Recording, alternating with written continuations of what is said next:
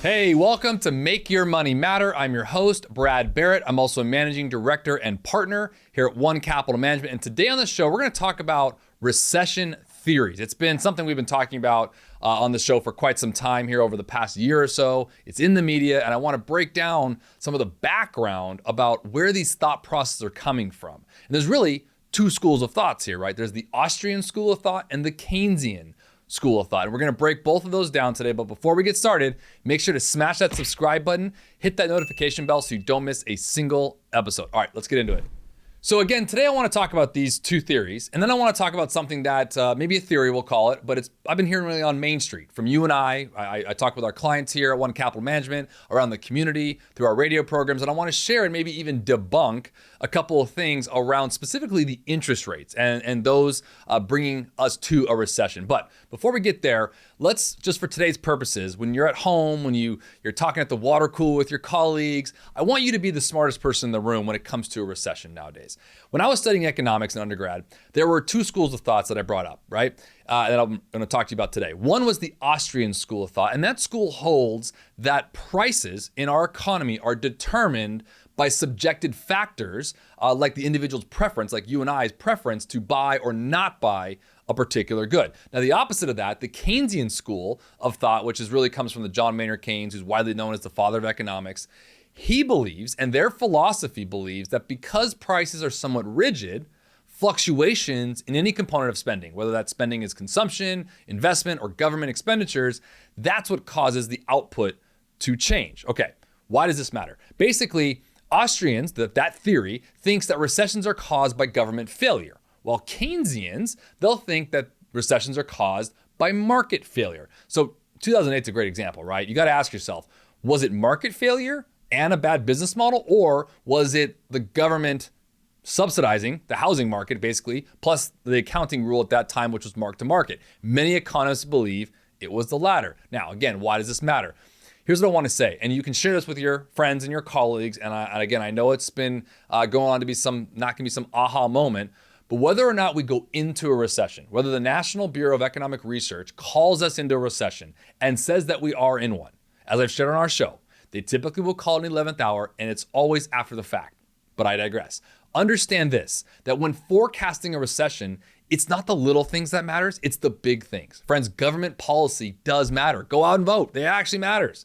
This is what we are watching here, just as you know, as an investment manager at One Capital Management. Now, more than that, I want to bring up something that I think is important that we are all seeing on Main Street. So those two theories is what you are seeing, what you are hearing, and what you are reading. That's where it's coming from. You don't think these people, these pulpits, these figureheads have economic counsel and advisors? Those are the two schools of thoughts that I wanted you to know about, so you know. Okay, that being said, I want to talk about the school of thought that you and I hear on the street. We'll all argue that mortgage rates, along with like credit card and loan rates, hey, Brad, they're just so high that, all of us that are taking out credit at this current higher rates, we're going to be squeezed enough across the board to cause spending to fall in all the other areas. And then that's going to lead us to a slowdown in the economy and ultimately a recession. There's three things I want to bring up on this theory. And I brought this up because I was having a conversation with a client about this.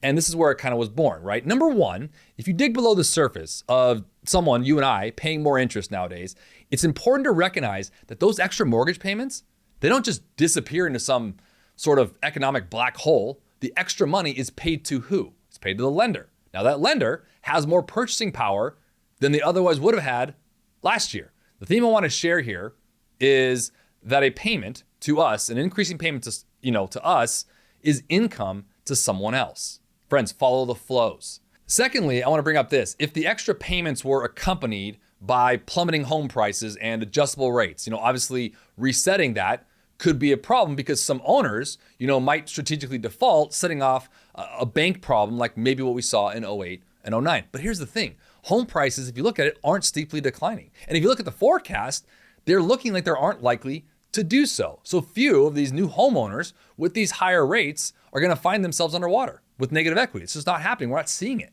So that's kind of a debunking of that theory. And then third, I'll bring this up. While mortgage rates are up, consumers, you and I, are earning more on bank accounts or other investments, as well as the stock market this year in 2023, as well as cash. I've been talking about this on our show. Get this stat. The annual rate The annual rate of interest you and I as consumers are receiving has gone up $121 billion over the last 12 months. Think about that. Again, you can argue that student loans and gas prices, all these payments, food prices, will undermine the consumer spending.